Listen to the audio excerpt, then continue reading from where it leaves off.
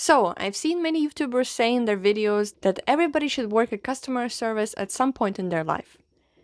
And now, I understand why. I moved to Germany and I desperately needed a job. Any job. Maybe not that one. Or that one. The town that I lived in was quite small, therefore it did not have many options for someone that did not speak German that well. So I messaged a nearby Irish pub to see if they're hiring. And even though I'm not Irish, they said yes, and I got a job interview. The interview process was pretty simple. This resume does not say your age. How old are you? Oh, I'm 23. Okay. Do you have any experience when serving? Other than serving good looks? Not really. Do you speak German? Just a little bit, but not really. Okay then, here's your uniform and come by tomorrow for a test.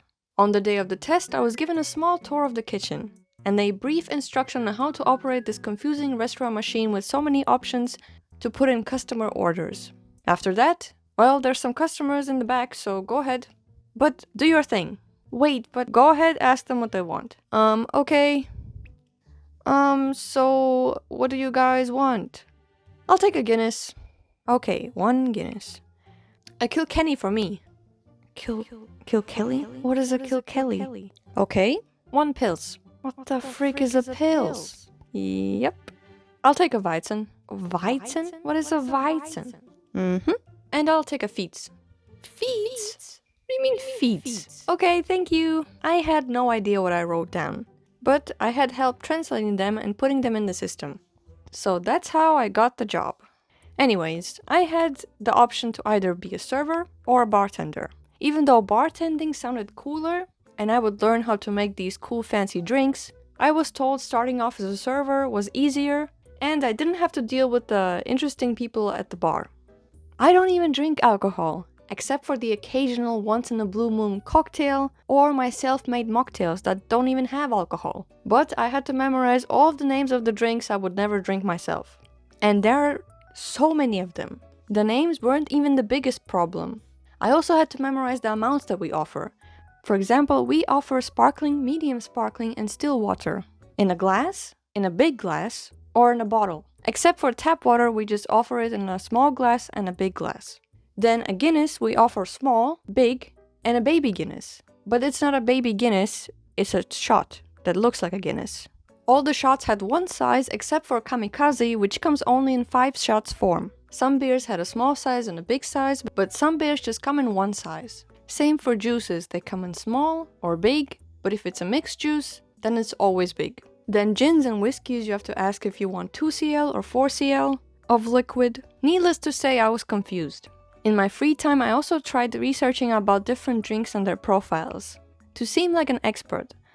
So that one day would come and a person would ask, what whiskeys would you recommend? And I would say, well, a great whiskey that everybody loves is Black Bushmills. It has a strong sense of smoke and wood, and it tastes like cinnamon and pear. But my personal favorite is the Redbreast, not because of the name, but because it has an interesting flavor of nutmeg and pepper spice with a hint of hazelnut. Wow, sounds great. But in reality, what happened was, what whiskeys would you recommend? One moment, I'll get the bartender. Speaking of bartenders, my colleagues were super nice and supportive and knowledgeable about drinks and customer service. They were around my age or up to 30, I would say. However, the managers seemed nice at first, but they were uncommunicative and unreasonable at times. And because of that, sometimes it was a pain to work with them. Let's call them Hans. In my eyes, a manager should be someone that supports you and can deal with customer complications. And he was neither. After a few weeks of working there, I got a wallet, which meant I was able to collect payments from customers. Hans taught me to always count my money before I start my shift to check how much money is in it, and then write that amount down on a piece of paper and put it inside the wallet. We need to do it every time before we start our shift because sometimes he'll test you by putting in less or more than 90 euros. So this is a crucial part of the start. So one day the pub seemed a bit full. I just started my shift and I started counting my money. And I told my server friend that I'll be right there when I'm done. He was super chill about it and told me don't worry. As I was almost done, Hans stormed in and says, Why are you counting the money? I know it's 90 euros in there. You should be out serving the tables. A bit frustrated and confused, I put the money in the wallet and left to do other things.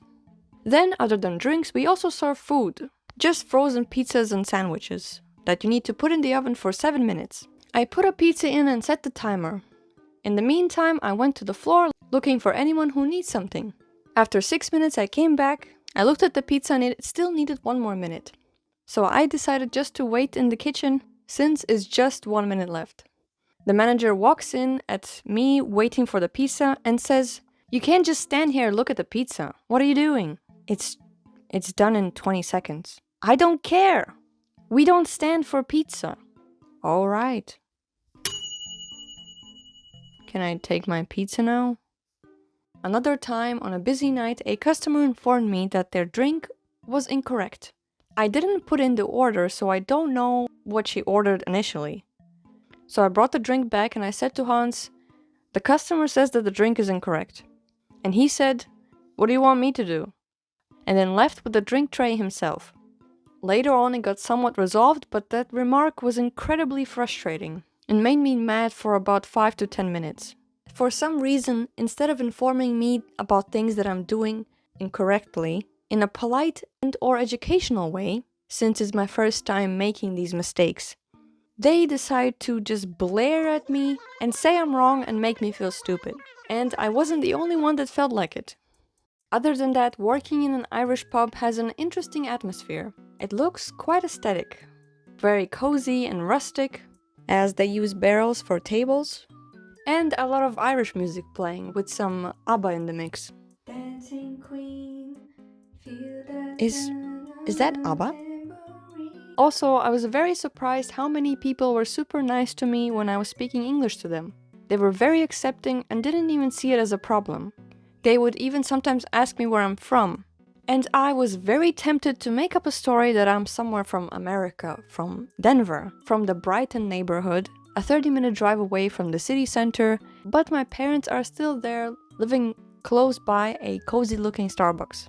But I never developed the American accent since my parents are immigrants from Switzerland. Yeah, I never really knew how to explain that little detail. I would think about that mainly because people don't really know where Latvia is. Or what it is. But I did have a couple of customers that were so narrow-minded and so disgusted by the fact that at an Irish pub I was speaking English to them, they did not want to be served by me. Honestly, those people ruined my day and made me feel terrible about myself. And please, nobody come in the comments saying that this is a perfect opportunity to learn German and you should learn German in Germany. Yes, I hear you, but German is not that easy for me.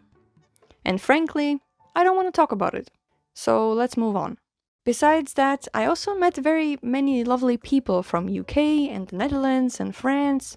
And we had very lovely small talk about them visiting the city and me working at an Irish pub. And after they paid their bill, I never saw them again. Goodbye. Oh, you forgot your hat. Well, I guess the hat stays with us.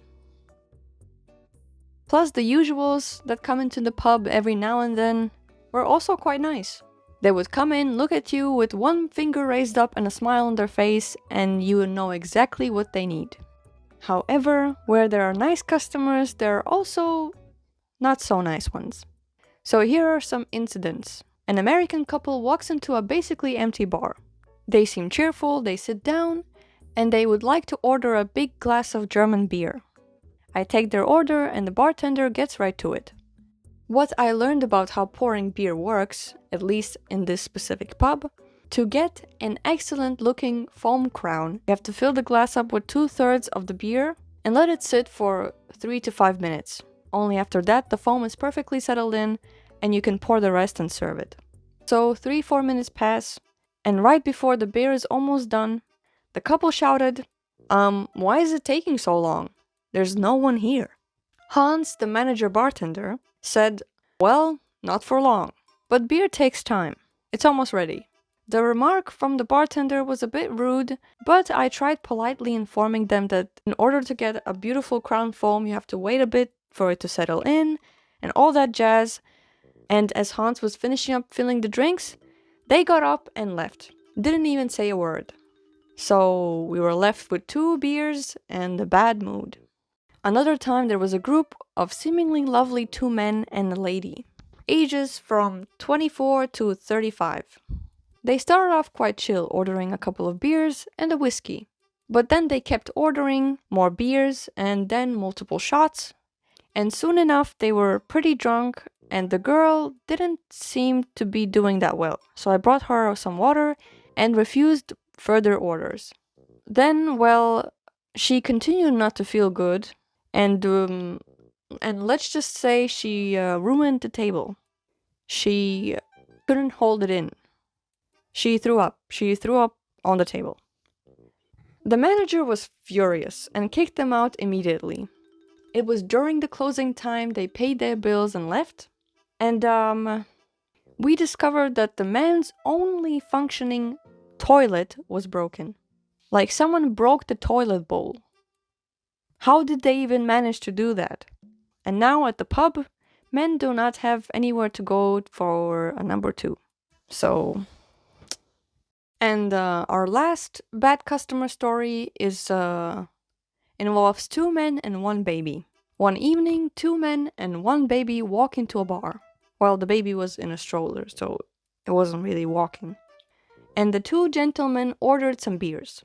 From what I gathered from my colleagues, the father of the baby had an argument with his wife, and so he and his friend with the baby came to the bar. After 4 more rounds of beers and IPAs, they were feeling quite social and loosey-goosey. So they went to some tables and started tipsy conversations with strangers with a disregard to any social cues.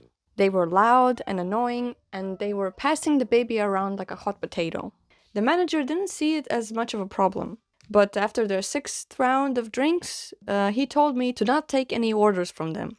So after a few hours, they left very drunk, and they forgot some baby stuff, like a baby bottle. So what can we learn from this? I worked there for 3 months, which seems like not much time, but trust me, it was enough. My last day at the pub before I quit was a karaoke night. And even though I'm not a talented singer whatsoever, I was performing for my life. I was singing and dancing like no one's watching, but everybody was watching. My song of choice was Papa Ute by Stroma. It was a French song, and even though I don't speak French, I was showered with applause and got many compliments from colleagues and customers. I would love to say that I dropped the mic and just left like that, but I had stuff to do still. But honestly, before this, I never knew how hard it was to work in a service industry. Like, although in Germany, being a waiter or a server, you earn a decent minimum wage, but an hour of your work is basically like buying 2 cocktails, if you want to put it in perspective. Plus, it's incredibly exhausting. Not only physically, but also emotionally. But you do get the occasional tips, which is nice. For the more reliable information on Amazon items, read the 3 and 4-star reviews. I guess good to know. Other than that, I initially thought that the customers were going to be the worst part of the job. But if you have a bad manager or bad colleagues, which only one of them was true, it's even worse. Lastly, and honestly most importantly, if someone tells you before you start the job, well, the owner is a little bit of a problem. Run. Run away, run as far as you can. Not only is it a red flag, it's a red carpet that you've involuntarily decided to step on and start posing for paparazzi. I never met the owner, I never signed the contract, and the last month I was working there, not only did I not get my tips, but I also never got paid for my work, which was 20 hours of work. I tried contacting him multiple times, sending multiple messages, calling. He never said a word. And there's a word for it that I recently learned. Wage theft. So yeah, folks, and that's it. If somehow you find out or know which pub it is, please don't send any bad reviews or hate, because I'm pretty sure that the management changed and maybe now it's doing better than it was before, but I don't know. Thank you so much for watching. Have a great day, evening, night, and I'll see you another time. Bye!